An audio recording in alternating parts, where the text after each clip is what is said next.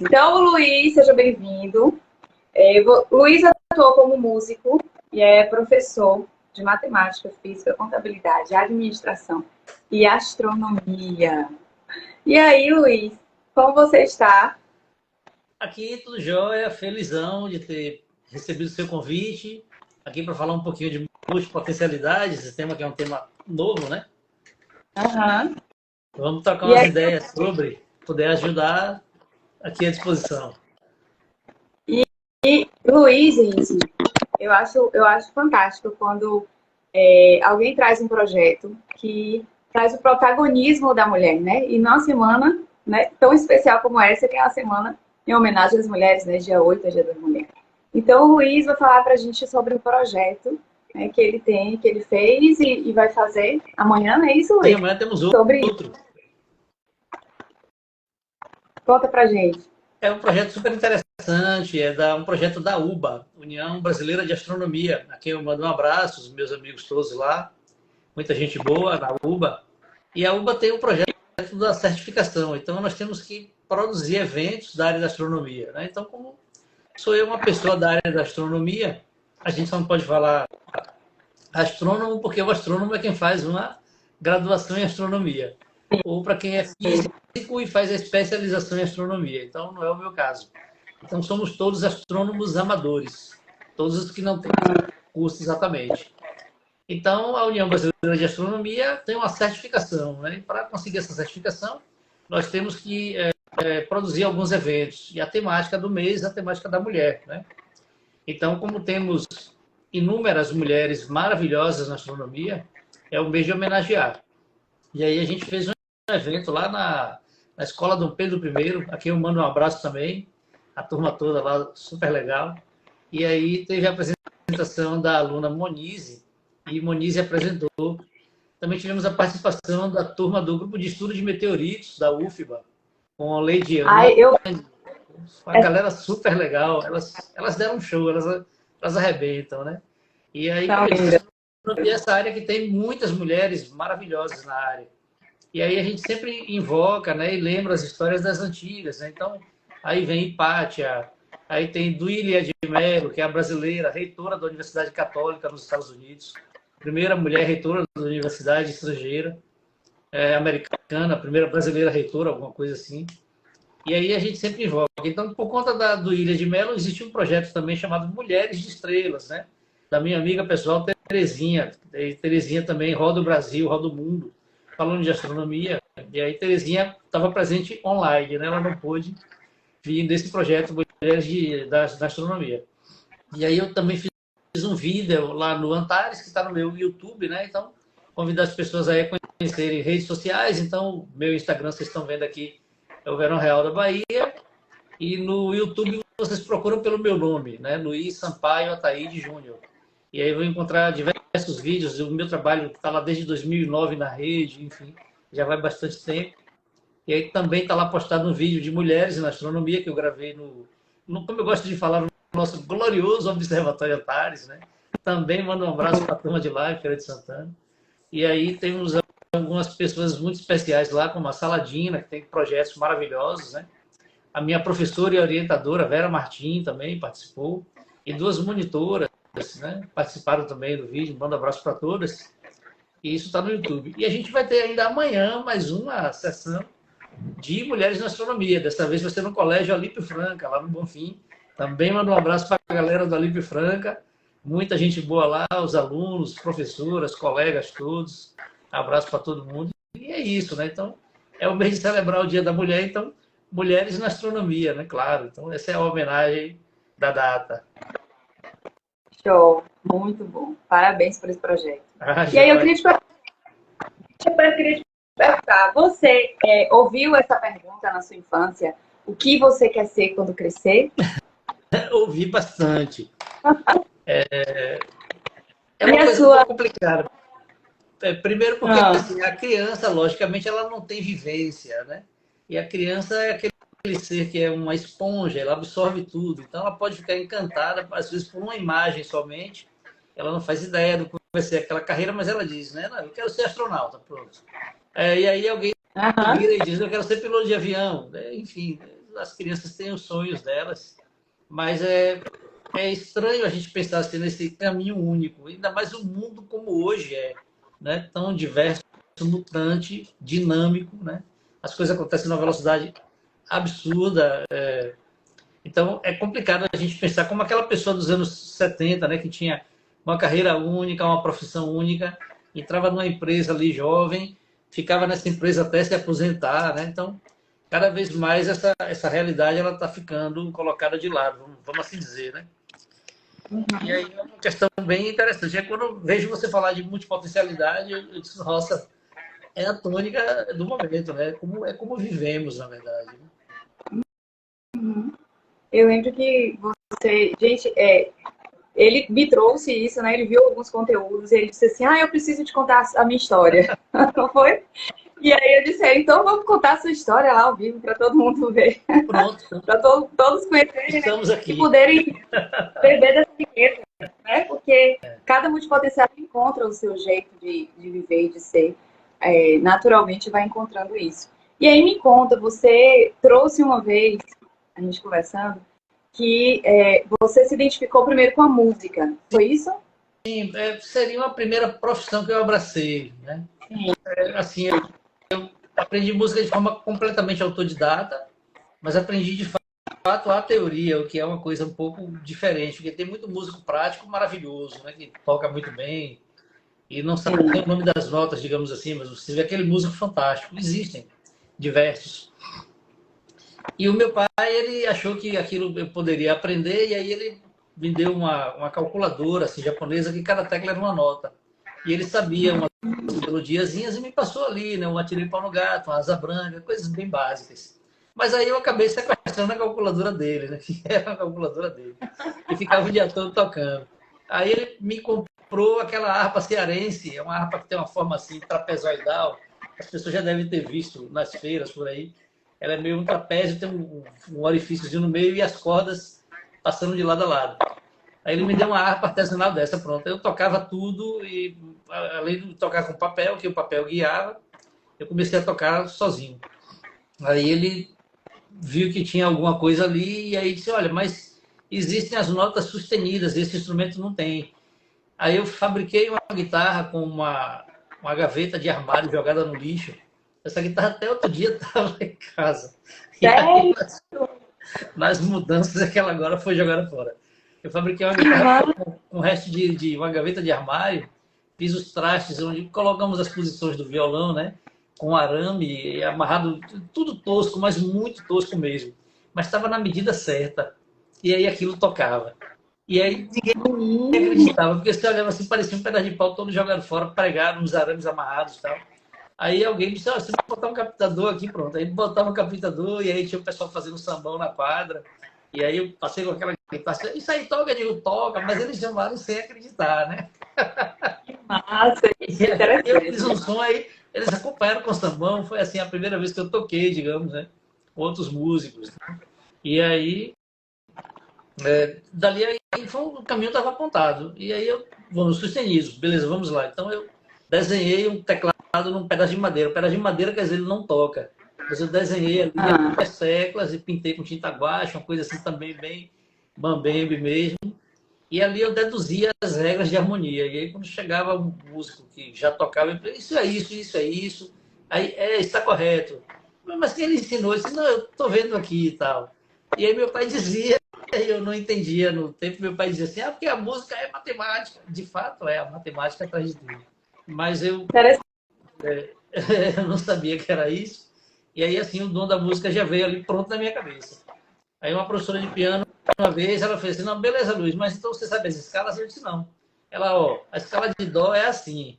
A de ré, assim, quando ela fez a de ré, eu entendi o padrão, eu fiz a de mi, a de fá, de sol, de lá e de si. Ela fez, mas você não sabia? Eu disse, eu vi agora. Então você ficou matemático, é isso?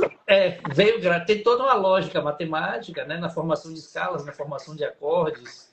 A melodia está dentro de um acorde, a melodia está dentro de uma escala. E quando o acorde da música muda, essa melodia muda para aquele outro acorde. Então, toda essa construção ela é matemática. E aí veio pronto de alguma forma para mim e eu comecei a tocar. Então, E aí pronto, aí não parei mais, né, de tocar.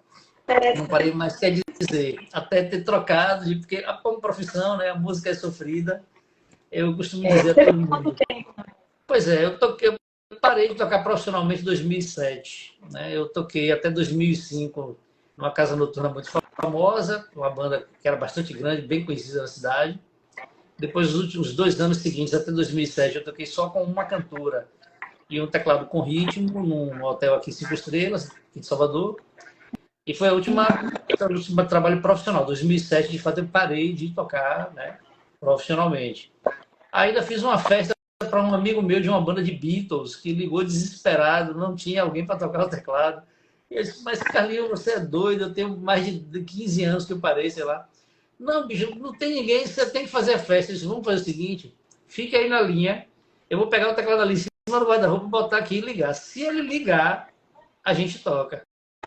Ele, beleza, vou ficar na linha. Aí lá vou eu, paro tudo aqui, meu trabalho, pego o teclado ali em cima guardado, tô cheio de poeira, né? Botei no chão, botei a tomada, quando liguei, plã, eu ouvi ele no telefone. Já vi daqui que ligou. Aí, Ele mesmo ficou ouvindo, cara. tipo, para eu não mentir, né? Para eu não fugir. E aí isso foi uma festa de Beatles, né? Com essa banda de Carlinhos. Mando um abraço também para ele, Carlinhos Gomes, meu amigo. E aí, Carlinhos, a gente fez essa festa de Beatles, deve ter sido em 2017. E aí, para mim, foi complicadíssimo, porque eu já não tinha mais tempo para ensaiar, e por isso, né, eu deixei de me dedicar profissionalmente. E aí, eu não tinha mais tempo para ensaiar, mas fui lá e investi uma semana ou duas nos ensaios, fizemos a festa, foi jóia. Então, foi a última coisa mesmo, profissional, né, que eu fiz com música. Mas faz assim por hobby? Pois é, menina, ficou o hobby. Música, como eu digo sempre, é a melhor atividade do planeta. Não tem atividade melhor. Mas eu não tenho conseguido me dedicar porque eu trabalho demais. Eu tenho esse problema. Então não tem tempo. Agora mesmo eu estava aqui olhando para o relógio no horário que nós combinamos e eu estava ali Ah, salvando imagens no computador para um livro que vai sair. Eu preciso colocar todas as imagens numa pasta. A editora está pedindo, tá uma série de coisas para arrumar aqui. Então, como eu não paro, fica complicado ter o hobby, né? Mas, enfim, aham. mas é um plano. Eu tenho umas guitarras que eu comprei depois também, e aí nunca toco, elas ficam ali guardadinhas e tal. Alguma hora, quem sabe, mais velho, juntar com os amigos aí para tocar, para se divertir, né? Legal. E depois da música, você foi para que área?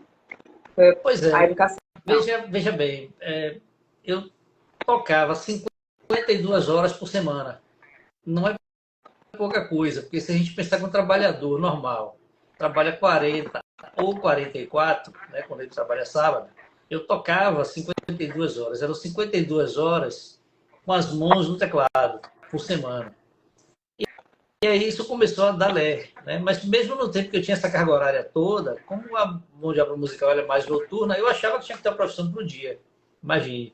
Achava que eu ficava com o dia parado e tinha que ter uma coisa para fazer. Isso com 52 horas ocupada. Pense aí. Aí eu fui aprender a pilotar avião. Fiz um curso de piloto de avião, achando que podia, quem sabe, ser uma segunda profissão. Uma profissão que eu também gostava. Eu gosto de mecânica, eu gosto de máquinas, essa parte me atrai bastante e tal. Então acho que os aviões também iriam me atrair. E aí lá fui eu fazer o curso, beleza. Só que eu já era coroa, né? Já estava com a idade Ah, bem alta. E tinha uma meninada com 17, 18 anos com o pai bancando. Então eu achava que eu não ia ter chance no mercado competindo com aquela turma. Depois, o brevet do Teco-Teco, que é a primeira habilitação que você tem, que é o voo visual, né, um avião sem instrumentos, custava em 98 40 mil reais. Era muito dinheiro. E aí eu também não aquela. fiquei afim de investir nisso, e aí eu desisti e fui fazer faculdade. Aí fiz a minha primeira graduação em contábeis. E aí tem também a questão do ensino, né? Eu, desde de jovem, quando eu comecei a tocar instrumentos e eu sabia a teoria, eu já dava aula de música.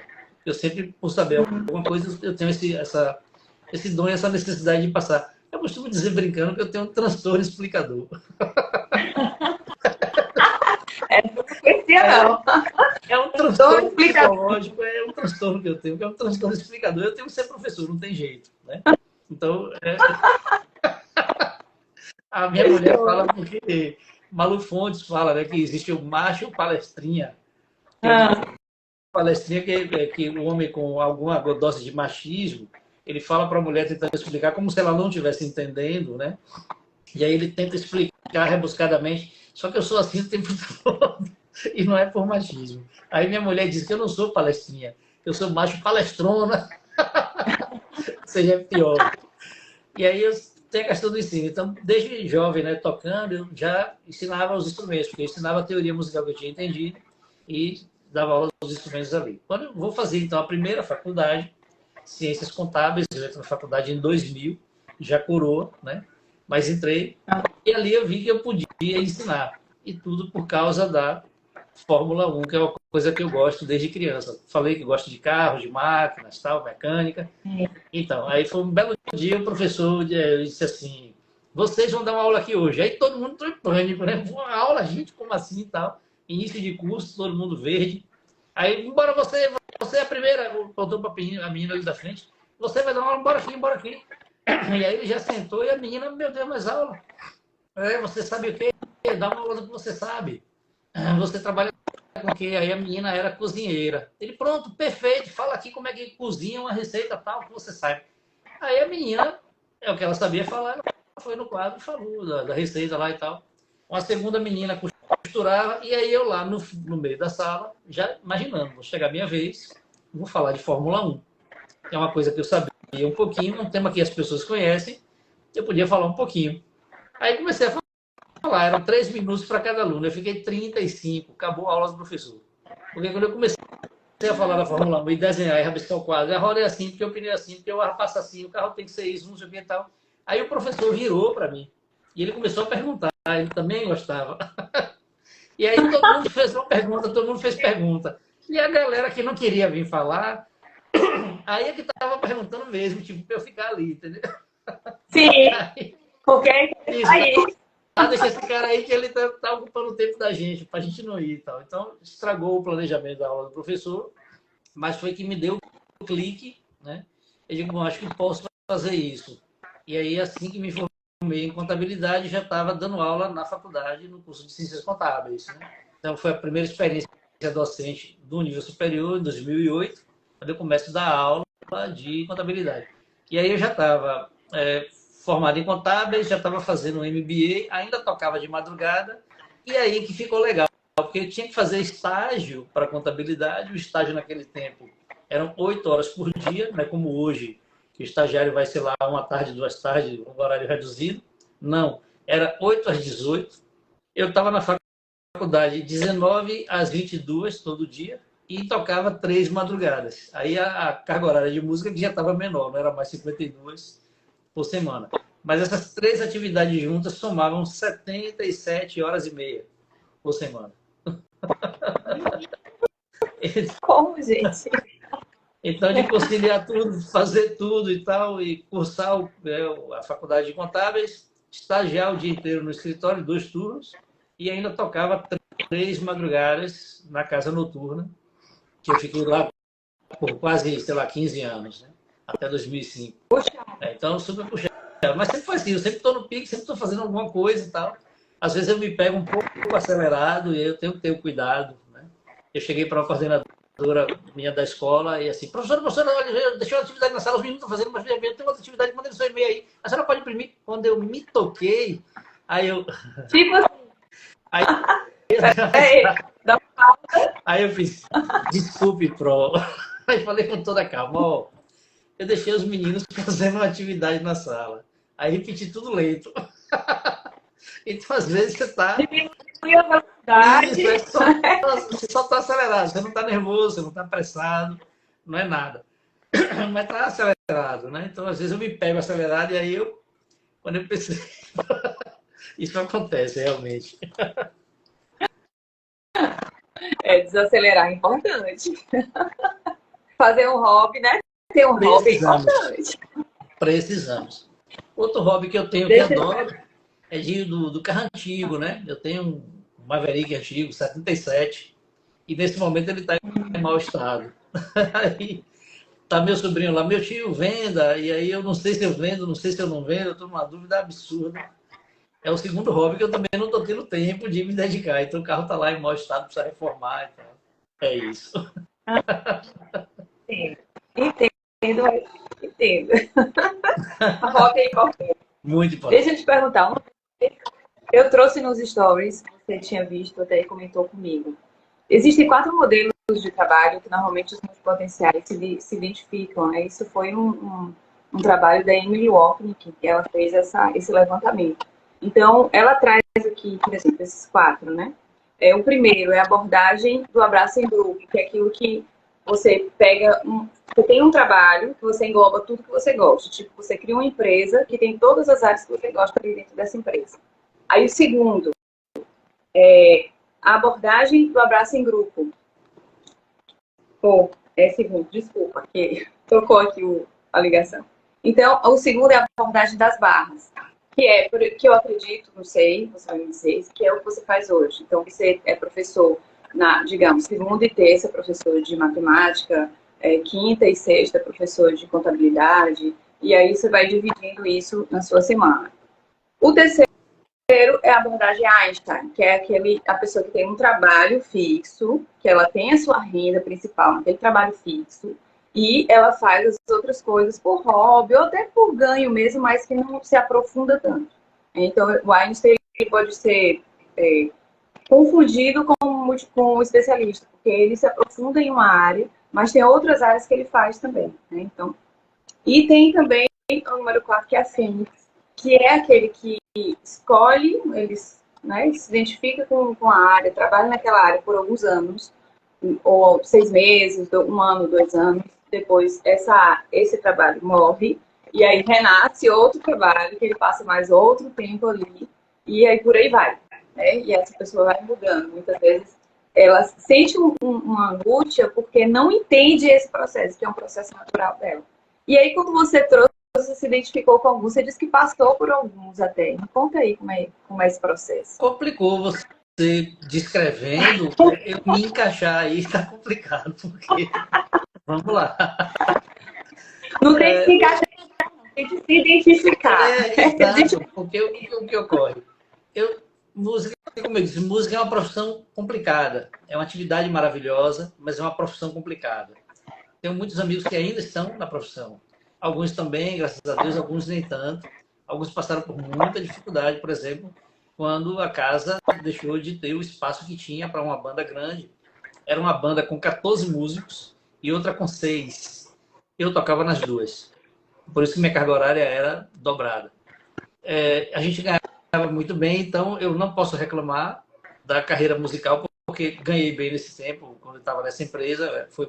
Até que a gente falava com músicos até de artistas maiores, alguns até duvidavam que a gente estava ganhando aquele valor ali e tal. Você músico ganha isso e tal, e a gente ganhava bem, graças a Deus. Então eu não posso reclamar. Obviamente, se isso tivesse continuado, será que eu estaria lá? Provavelmente ainda sim, porque estaria ganhando bem, fazendo algo prazeroso, algo que eu faço porque é um dom, né? E faço porque gosto, então provavelmente estaria tocando. Mas eu teria outras atividades? Com certeza, como eu te disse, eu com 52 horas por semana procurei outra atividade. Então, tá aí um pouco da Fênix, mas por que foi a Fênix? Porque a casa fechou. Se a casa, se a casa não tivesse fechado, e eu sempre achei que tinha que ter um plano B, outra profissão, né? Por exemplo, eu descobri no fim dos anos 90 que tinha, imagine você, previdência, eu não sabia. Éramos 20 músicos, eu cheguei para os 19 quando eu descobri isso. Digo, olha, você pode pagar por 30, 35 anos aqui e tal, e recebe um valor correspondente que você paga e tal. Ouvi dos 19, você é louco, rapaz. 19 anos, você é maluco, 30 anos, 35. Resultado. De 97 para cá, 97, 2007, 2017 já tem 20, né? Para 2025 já estamos com quase 30 anos daqui a pouco fazendo. Então, ou seja, aquele tempo daquela conversa já está chegando. Percebeu? Sim. E alguns não fizeram outras carreiras, como eu disse, e não estavam tão bem. Outros, graças a Deus, tiveram visão, fizeram outras coisas, tal, ótimo. Então, mas aí vai um pouco da Fênix por isso, porque a casa fechou. Aí você falou, um trabalho que junta coisas que você gosta, vamos lá. Então, o meu primeiro livro, A Teoria do Zen Solar, ele envolve conceitos que eu aprendi na aviação porque tem um conceito de coordenada geográfica, localizar latitude, longitude, a visão do globo. E aí foi uma sacada astronômica da posição do Sol. É uma pergunta de pesquisa que tem a partir do livro. Então é uma coisa que eu faço que junta várias coisas de várias áreas que eu gosto. E o outro, me lembra aí outra característica que você falou, a Fênix, a de juntar tudo que gosta. Assim, a de se dedicar por um tempo, pronto, lembrei. Aí, essa também vai ficar parecendo por quê? Porque eu deixei a música, mas é isso, eu tinha uma oportunidade, eu ganhava bem, de repente a oportunidade cessou, percebe? Eu não quis seguir nisso, batalhando. Eu sabia que passaria por dificuldades, eu estava graduado numa área, com pós-graduação em outra, a pós-graduação na área da administração, depois eu vim fazer o curso de administração também e tal, também dou aula no curso de administração, entende? Então é isso, eu já tinha ali o plano B apontado. Quando parou a questão da casa, não foi, para mim não foi muito problemático. Para outras pessoas, talvez, né? Então a questão da previdência, a questão de preparar o plano B, então para mim vai complicar um pouco encaixar aí essa definição apresentada assim, acho um pouco complicado de encaixar certinho aí tudo, né? Talvez um pouco de cada coisa. Quando a gente pensa em se encaixar, a gente meio que, tipo assim, coloca a gente no limite, né? Uhum. Mas existe uma identificação. Quando você vai olhando para a sua história, existe uma identificação. Porque, tipo assim, você tinha a música, só que tinha essa questão, né? Da música não tinha a demanda, né, grande, e não tinha uma segurança, não é isso? Quer dizer, tinha enquanto tinha esta empresa. E eu, inclusive, dizia isso aos meus 19 colegas. Eu dizia, galera, a gente está no topo. Estar no topo é complicado, porque você não tem para onde ir, é só queda. Percebe? Ele dizia, a gente está no topo, isso é complicado. É tanto que a gente era invejado, todo mundo ia para lá, queria, né, pegar o lugar da gente e tal. Tinha shows na casa, tinha tudo. Mas como era uma banda muito bem arrumada, né, a banda chamava muita atenção, todo mundo chegava e ficava olhando a gente tocar. Era muito comum, na música, o bumbo da bateria é meio que o coração, né? Tum, tum, tum. O instrumento que passa pelo bumbo, mas também conversa com a harmonia, é o contrabaixo. Seria o segundo coração. O gerente, que não era músico, sabia disso. Quando algum turista chegava lá incomodando eles, esses caras não estão tocando, isso é fita. O gerente subia no palco com o turista e mandava parar o bumbo ou o contrabaixo.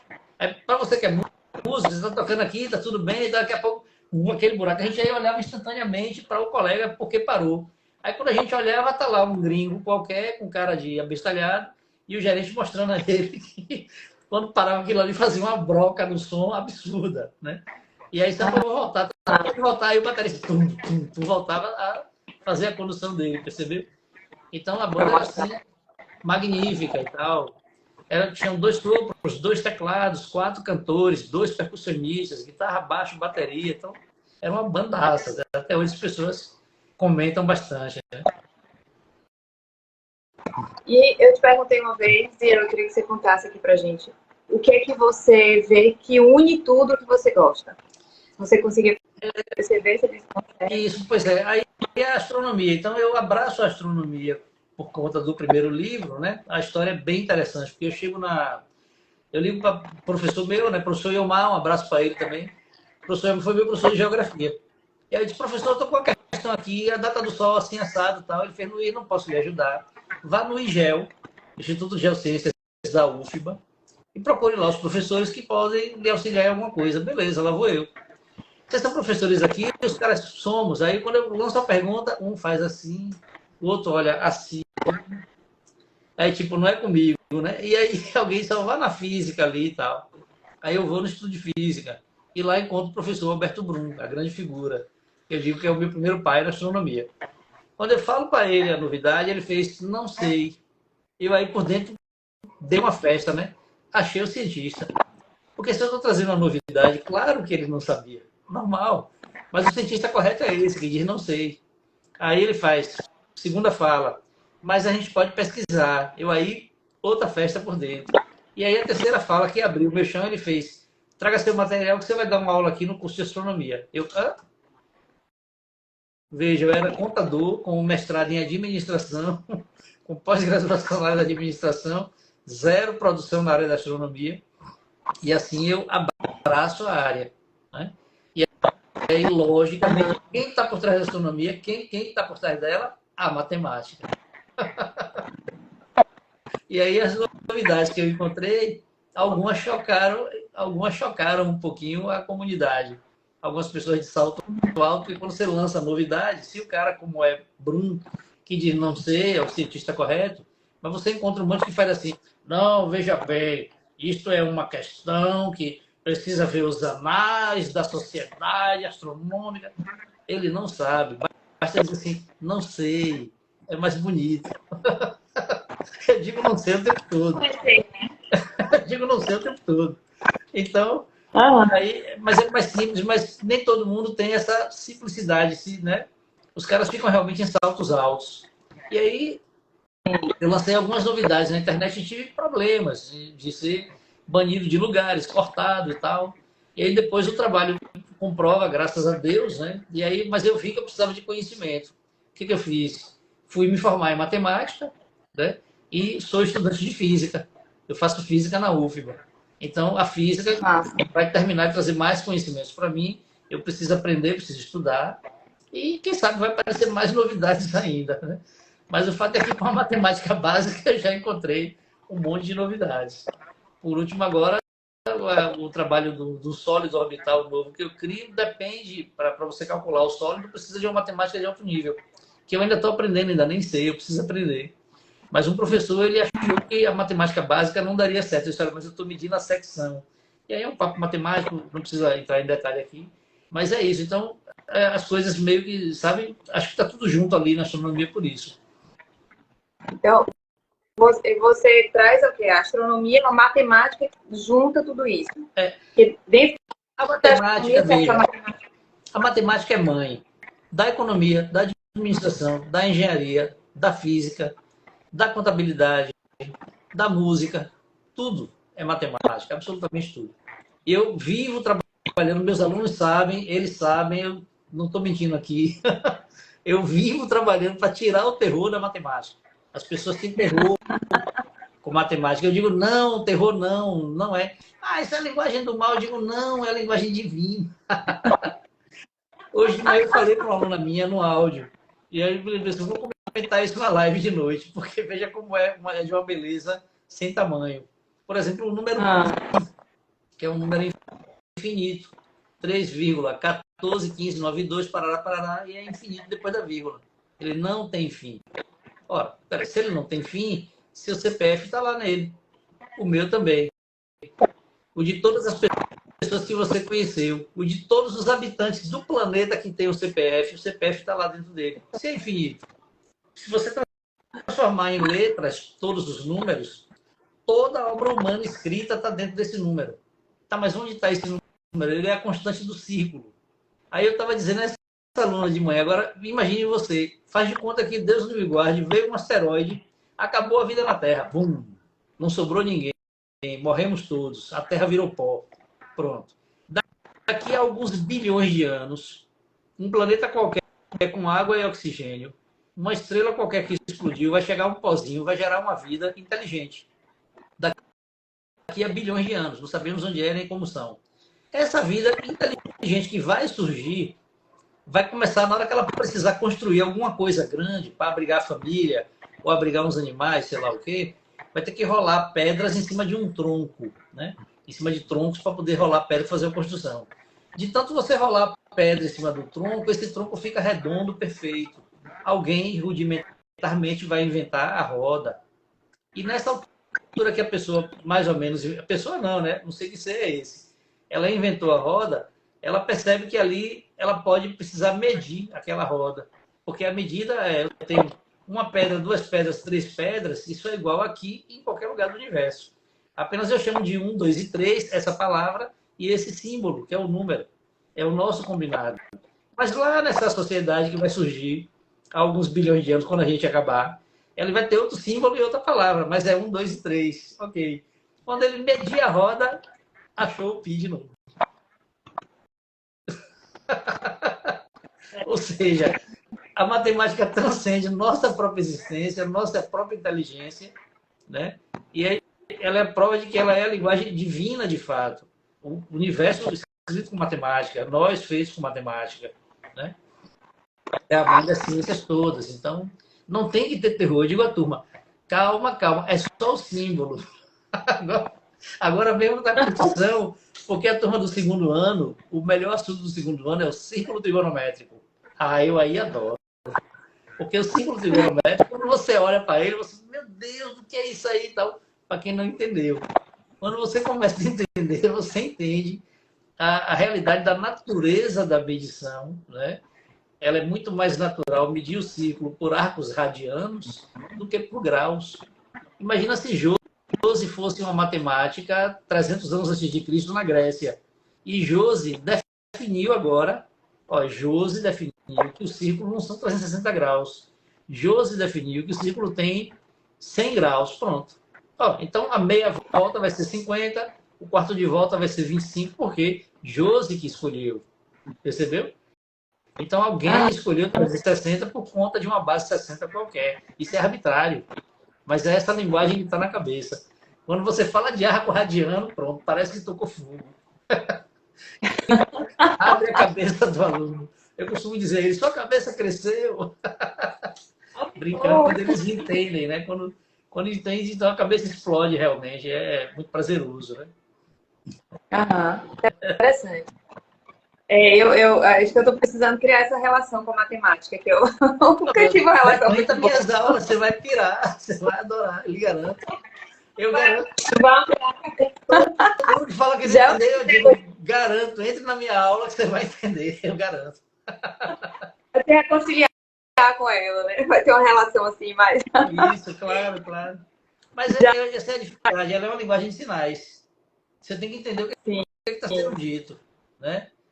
Eu sou um homem da caverna. Você bate na minha caverna, Luiz, na moral, olha só, eu vou fazer um churrasco ali. Me dá um boi desse seu. Eu pego o boi. Beleza, Jô, pode levar aqui, toma esse boi, é seu, tal. Dê um boi para você. Mas a gente está na caverna. Não existe contagem nem linguagem escrita. Como é que eu registro? Eu vou na minha parede e dou um risco. Aí você, pô, velho, Luiz, o cara é gente boa, vai vir outra galera, vou fazer outro churrasco. Não, peraí. Luiz, na moral, tem outro boi aí? Eu vou, meu amor, claro, pode levar, o boi é seu, pai, você leva. Eu vou lá no risco onde eu fiz e segundo risco, registrei. Mas qual é a sua situação comigo? Sua situação é menos 2 bois. Esse menos não existe ali, não está registrado. Eu preciso de um outro conjunto para registrar os números inteiros que são negativos, tá? E aí você vai criando todo o raciocínio, né? Mas perceba que o fato real, 1 boi, 2 bois, 3 bois, ou como eu falei, uma pedra, 2 pedras, 3 pedras, em qualquer lugar do universo, isso é um fato real, né? A matemática é só uma linguagem criada para comunicar tudo isso. Entendeu o símbolo? Pronto. Mas dá um pulinho lá na escola que eu te garanto. É interessante que eu tive um professor de matemática que eu aprendia.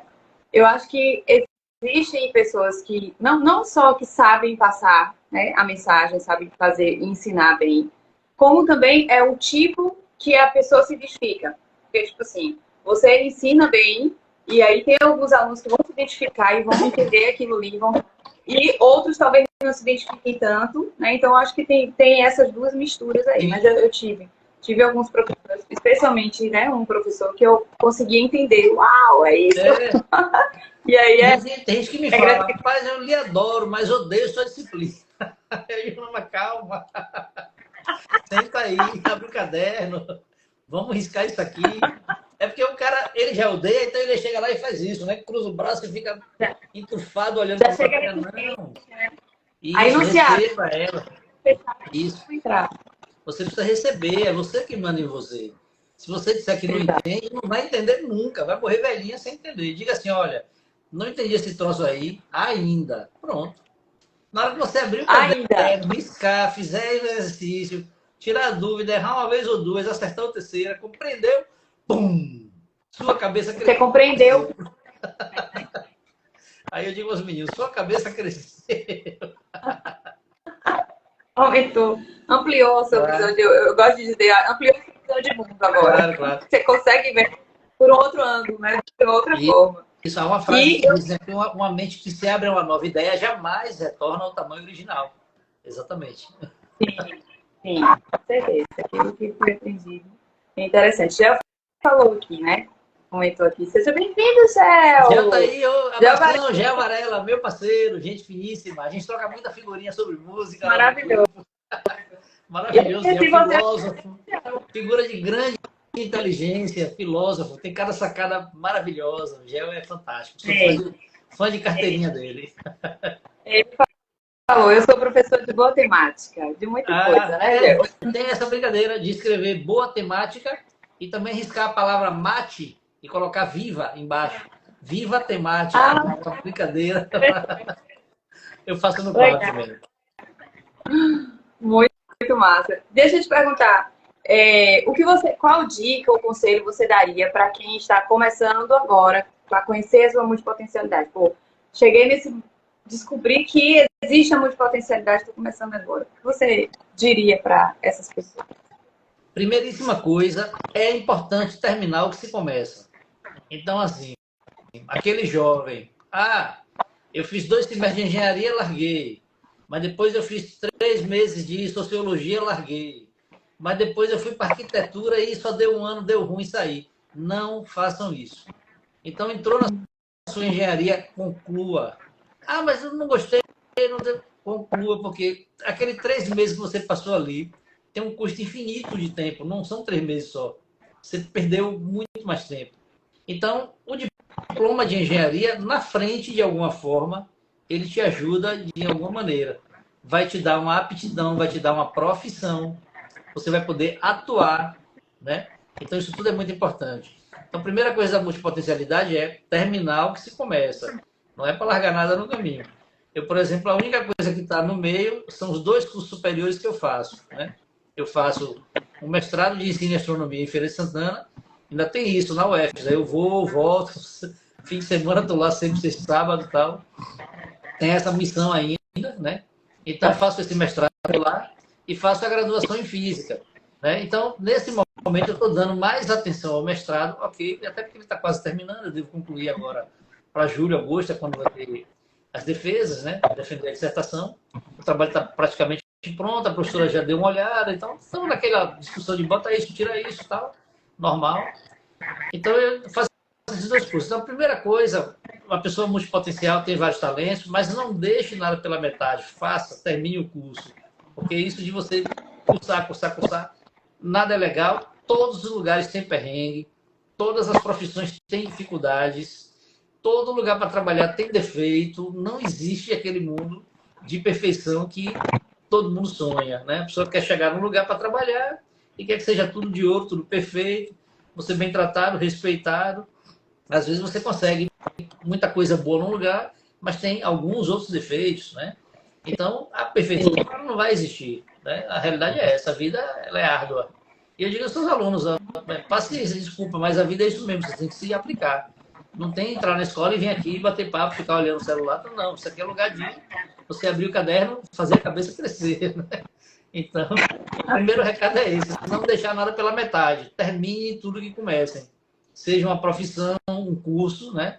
Até como eu disse, em outro momento da vida, aquilo volta e diz, olha, essa habilidade aqui que eu tenho, ela pode me ajudar aqui, né?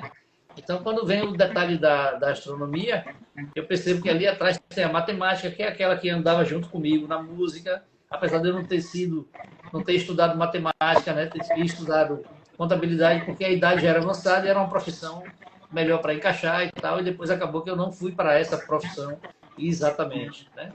Eu, por exemplo, não gosto de trabalhar com contabilidade em escritório. Eu acho que é meio preso, é meio chato. Eu gostava de fazer análise de tributos, imagina, nada a ver com número, né? É pesquisar legislação, entrar com recurso na Receita, tentar derrubar uma regra, convencer os auditores de que aquilo está errado e tal.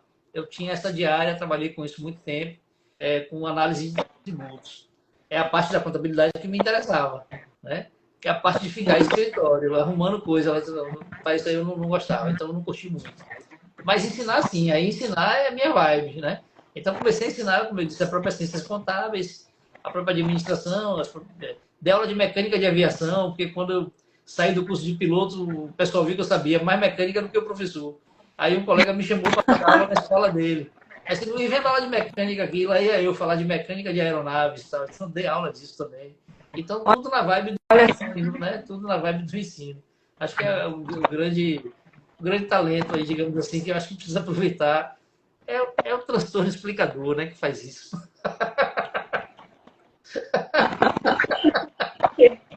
Todo bom esse, né? Sim. O transtorno explicador. Então, eu quero agradecer, a gente está chegando já no finalzinho. Obrigado porque... eu. Maravilhoso, foi ótimo esse papo, conhecer um pouquinho mais da sua história, como você lidou com tudo isso.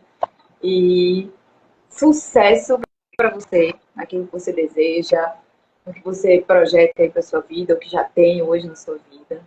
Desejo muito sucesso. Você realiza o que você ainda tem, que gosta, que gostaria, que deseja realizar. Né? Claro. Então, gratidão. Eu que agradeço. Muito obrigada. Também desejo todo sucesso para você, toda a felicidade. Eu costumo dizer que a felicidade é o bem principal, né? Às vezes a pessoa pensa que é dinheiro, pensa que é outras coisas, e você encontra um cara com menos dinheiro do que você, com menos saúde do que você e mais feliz, né?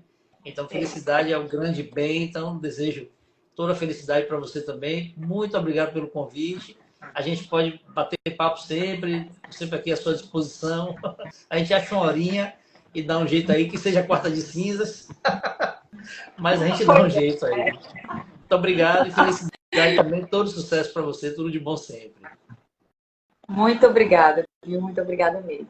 Obrigado aí. E para você que quer conhecer mais sobre como funciona a sua multipotencialidade, porque eu acredito que isso é um ponto muito importante, eu tenho um processo de autoconhecimento, que é um processo tranquilo, gostoso, delicioso de fazer, em que você vai mergulhar em você para conhecer mais essa sua multipotencialidade, como funciona isso, onde você, como foi na sua história que você lidou com isso e como você quer projetar isso para o futuro, né? O que é que você quer projetar daqui para frente. Então, qualquer coisa, me mande uma mensagem no direct, que a gente conversa sobre isso. Um beijo. Obrigada a todos que estiveram aqui presentes. Obrigado também. Tchau. Tchau.